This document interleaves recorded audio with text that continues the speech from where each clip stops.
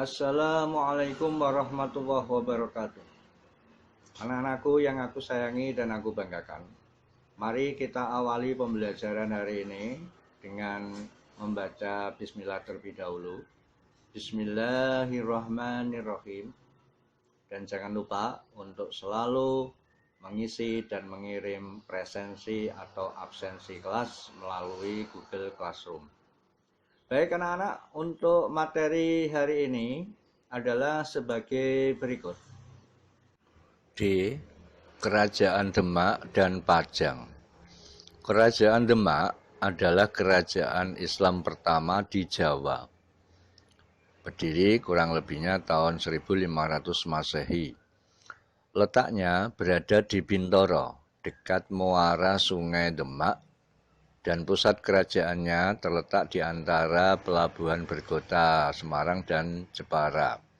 Raja-rajanya yaitu Sultan Fatah, pendiri sekaligus raja pertama, kemudian Pati Unus, Sultan Trenggono, dan Sunan Prawoto. Yang paling termasyhur adalah Sultan Trenggono. Berikut adalah silsilah raja-raja kerajaan Demak dan Pajang. Yang atas garis itu kerajaan Demak mulai dari Sultan Fatah, Pati Unus sampai Sultan Trenggono. Yang di bawah adalah Sultan Hadiwijoyo, Aryo Pangiri, dan Pangeran Benowo. Ini peralihan dari Demak ke Pajang. Sultan Hadiwijoyo itu adalah Joko Tingkir, sedangkan Pangeran Benowo adalah anak dari Joko Tingkir. Selanjutnya, Sultan Fatah, pendiri dari kerajaan Demak ini, diangkat menjadi sultan oleh Sunan Ampel.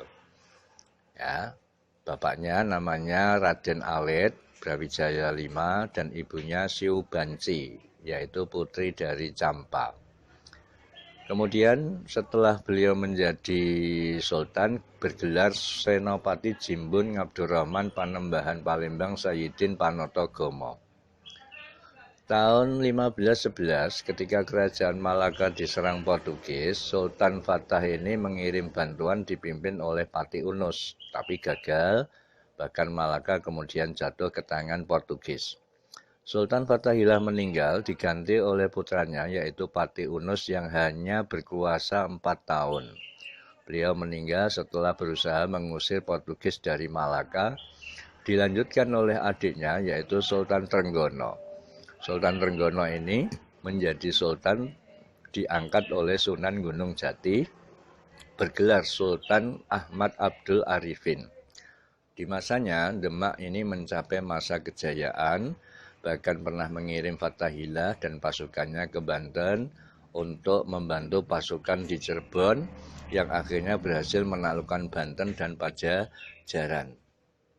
Nih.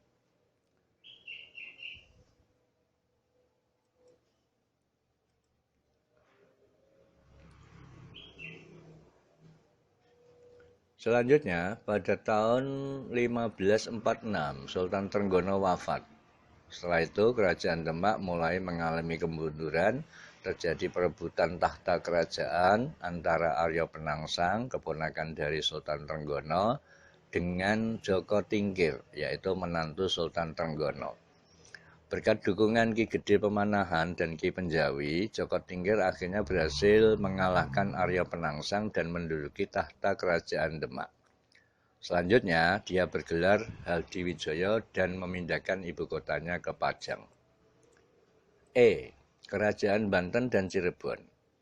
Kerajaan ini didirikan oleh Syarif Hidayatullah atau Sunan Gunung Jati. Kerajaan Banten ini mencapai puncak kejayaannya pada masa Sultan Ageng Tirtayasa. Ya, pada waktu Sultan Ageng Tirtayasa melawan Belanda, maka kerajaan Banten diserahkan kepada putranya yang bernama Sultan Haji.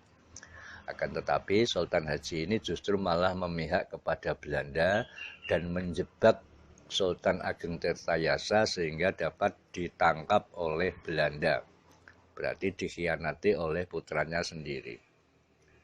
Ada dua pendapat mengenai asal-usul Cirebon. Ada dari kata Ci dan Rebon, ya. Kemudian dari kitab Negara Kertabumi bahwa Cirebon itu dari kata Caruban atau Sarumban, pusat percampuran penduduk.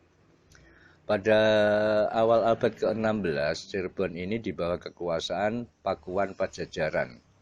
Pangeran Walangsungsang yang bergelar Cakrabuana ditempatkan Raja Pajajaran sebagai juru labuhan di Cirebon. Ya, Syarif Hidayatullah merupakan keponakan sekaligus pengganti Pangeran Cakrabuana sebagai penguasa Cirebon.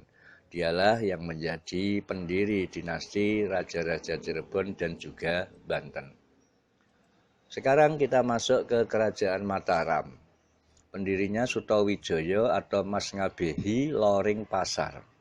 Bergelar Panembahan Senopati dan dimakamkan di Kota Gede di Yogyakarta setelah wafat. Penggantinya adalah Mas Julang, putranya. Ya, selanjutnya Mas Julang diganti oleh Raden Mas Rangsang atau dikenal dengan sebutan Sultan Agung Hanyokrokusumo. Di masanya inilah, yaitu di masa Sultan Agung Hanyokrokusumo, Kerajaan Mataram mencapai masa kejayaan, bahkan beliau menciptakan Tahun Saka. Dari hasil perjanjian Giyanti, Kerajaan Mataram ini terpecah menjadi dua, yaitu Kasunanan Surakarta Hadiningrat dan Kasultanan Ngayogyakarta Hadiningrat. Kemudian pada tahun 1813 terpecah lagi menjadi 4 kerajaan, yaitu Kasultanan Yogyakarta, Kadipaten Pakualaman, Kasunanan Surakarta, dan Kadipaten Mangkunegaran. Nah, ini demikian tadi materi untuk hari ini, mudah-mudahan membawa manfaat bagi kita semua. Sebelum kita akhiri, kita baca terlebih dahulu. Alhamdulillah. Alhamdulillahirabbil alamin. Terima kasih atas perhatiannya. Wallahul muwaffiq ila aqwamit thoriq. Wassalamualaikum warahmatullahi wabarakatuh.